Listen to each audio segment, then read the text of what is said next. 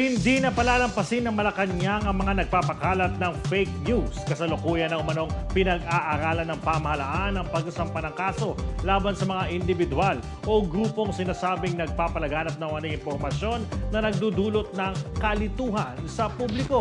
Balitang umaabante mula kay Eileen Taliping.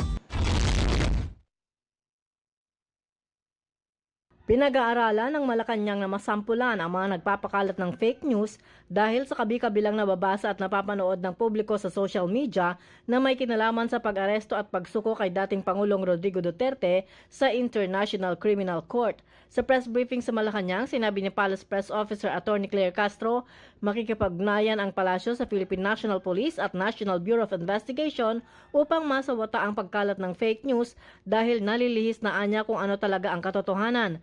Tinukoy ni Castro si dati Executive Secretary Salvador Medialdia na isa sa nagpakalat ng fake news nang sabihing nawawala ang dating presidente na agad namang pinabulaanan ng hukom mismo ng ICC. Nauna rito, inahayag ng NBI at PNP na hahabulin nila ang mga vlogger at iba pang nagpapakalat ng fake news at sasampulan dahil sa ginagawang paninira at pagbaluktot sa katotohanan para sa kanilang pansariling pakinabang.